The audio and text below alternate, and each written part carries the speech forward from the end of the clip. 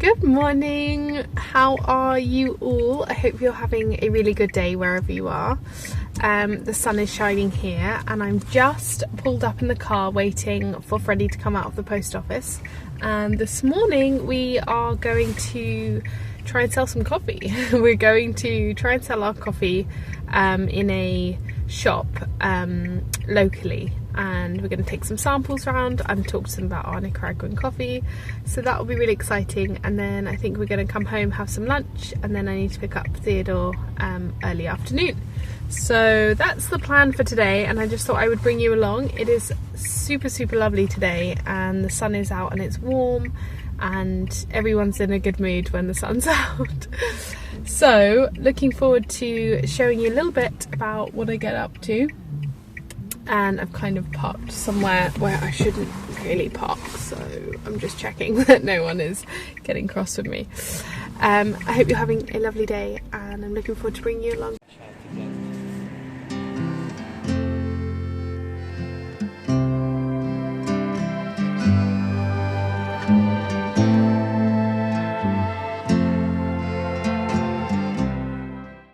Finished up with our little meeting and now we're just walking around snacking on some dried mango.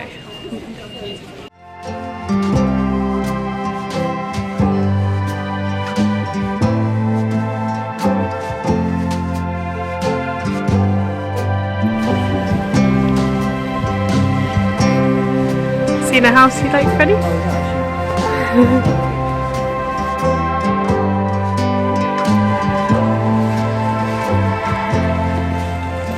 Theodore. Hi. So happy to have you here with me this morning. I thought I would just sit down with you guys and talk to you about specialty coffee, because I've had a few questions recently asking, what is specialty coffee, Molly? I don't know what it is, and you know, it's quite a fancy name for some coffee, so I thought I would do a little video explaining what specialty coffee is. So there are so many things that are at play when it comes to specialty coffee and what makes it specialty, but one of the main things to start with is that the coffee is graded by a group of people called Q graders, and the coffee is graded on a scale from 0 to 100, and any coffee above an 85 is considered specialty coffee. So those Q graders will go through and they will check so many different things to do with the coffee and make sure that it is a grade of 85 and above. Number 2 is it's usually single origin coffee from a particular lot or region. That means that the coffee has come from that lot and that region in the country, and it picks up on all of those unique flavours around the area. So if you are growing it in a field of pineapples, it's going to have hints of pineapple and all these things contribute to really unique flavours. So it's single origin and it's been graded. Those are a couple of things to begin with. There is also a massive focus on traceability and sustainability in specialty coffee. So people want to know exactly which lot their coffee came from. And with specialty coffee you can usually do that. You can trace it right back to the farm, you can read up all about the farm, so it's more of a sustainable way of looking into coffee, whereas commercial beans, you often don't know what you're getting and it's a blend, so you won't necessarily know what beans are in your coffee. Now the key difference as well with specialty coffee is it's nearly always Arabica beans. So there are 2 different types of beans, Arabica and Robusta. And Arabica beans are specialty. They often the ones that you find are really high altitude, and they are the ones that will be used for specialty coffee. So those are a few points there that make it stand out from just ordinary coffee. Specialty coffee is often roasted with the idea of enhancing the natural flavours of the coffee bean. So you do actually pick up on so many different profiles, different flavours in each cup. So that is something that's quite different to commercial coffee versus specialty coffee, is you will just pick up on a wide range of flavours. When roasting specialty coffee beans, the roasters usually use precise methods to not over roast the coffee and to, like I said, really pick up on those unique flavours. So that is something that is quite different about specialty coffee, is the roasting process is so much more precise. So those are a few reasons why specialty coffee is different from commercial coffee and what exactly is specialty coffee. I hope that's been helpful. I know there's probably a bunch more questions that I could be answering on this topic, and I hope I've got most of it right. There's loads more that obviously goes into it, but I think I've covered some of the basics, so hopefully that's helpful for you guys if you are starting out with having some specialty coffee or just interested in trying some. It's really nice to just try different types of beans and see what works for you, see what's right. There's no better bean, there's just preference, you know, like everything, it's all subjective. So you might like it, or you might prefer your really dark roast that you've been used to. You know, everyone's got different interests when it comes to coffee. When we started Travelling Roots, we really wanted to make sure that we were incorporating all of those factors into our coffee. So we wanted people to be enjoying the flavours, but we also really wanted them to be able to trace back where their coffee was coming from. And for us to have experienced a coffee season in Nicaragua and actually visited the farms where the coffee is grown was the most amazing thing ever. And I really hope we get to go back and film a bunch more content for you guys about the coffee season out there, because it is a magical time. They have just finished their coffee season now in Nicaragua, so maybe the next season we will make it.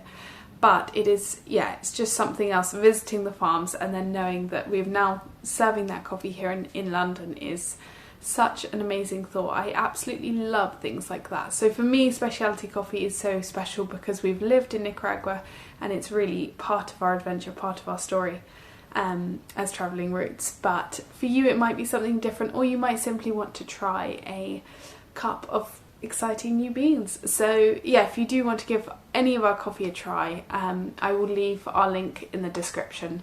I think that is the section wrapped up about specialty coffee. If you have any more questions, I'm sure there's a load more I could have gone into about specialty coffee and some of the main factors as to why it is called that, but for now I think that's enough of me rabbiting away.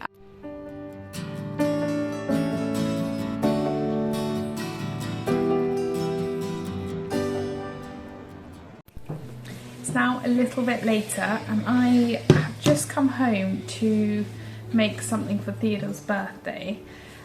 His birthday's in a couple of days and I'm so excited for him. He is having a Spider-Man party and he's inviting all his friends, and he's going to be turning 3, which literally feels like yesterday he was born, which is crazy.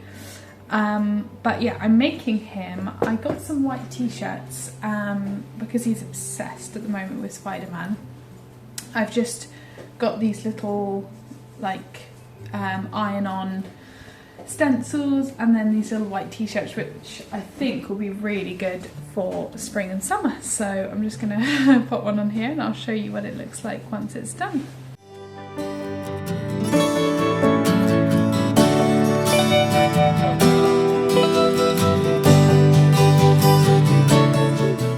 A lot of the Spider-Man merch quite unattractive. So I'm trying to kind of create my own little merch going on here.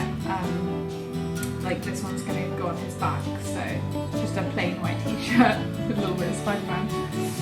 Because he's just going through a Spider-Man phase where he loves everything to do with Spider-Man.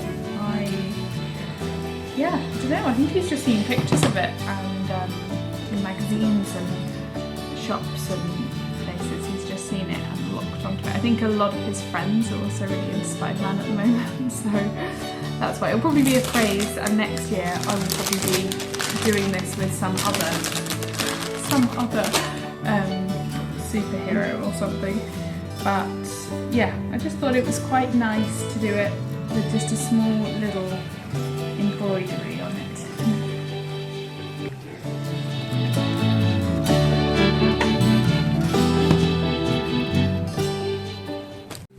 I just made myself a really nice pot of tea.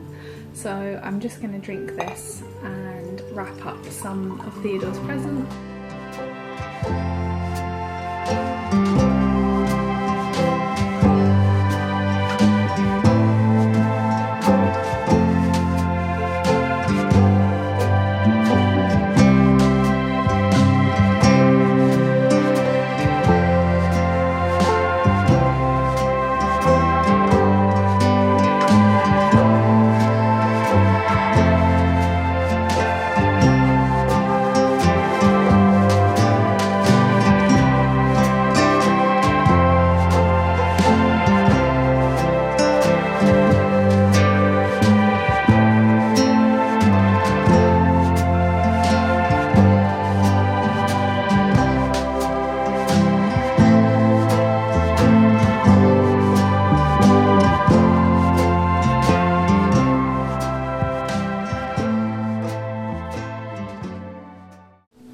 Before I go and collect Theodore, I'm just going to quickly make some energy balls. I usually make these about once a week just as a healthy snack to have in the house for me and for Theodore.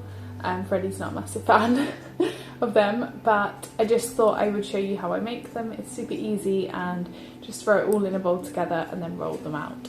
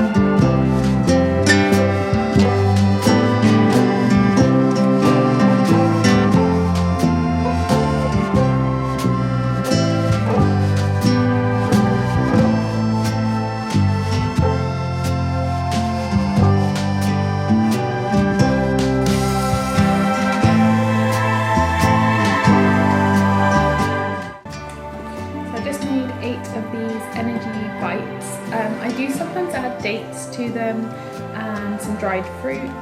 I kind of mix it up, I literally just wing it, but as long as I've got some coconut oil and some flour or oats in there, then it usually turns out well. So I just have these as a little snack throughout the week, and Theodore absolutely loves them as well. So I'll just put these in the fridge now for a couple of hours and then they are good to go. I'm just gonna do a little bit of work on my laptop, finish my tea, and then I'll head out to pick up Theodore. Oh, I might even stop off and get a matcha bubble tea. I don't know if you guys have ever tried that, but it is so good. If there's anywhere near you that does bubble teas, I highly recommend trying one. The matcha, oat milk matcha one is so good. It's really sunny today and I'm just craving something nice and refreshing. So I will bring you guys along to my favourite bubble tea shop locally, and yeah, hopefully have a nice little bit, might even take my book, have a quick read of my book before.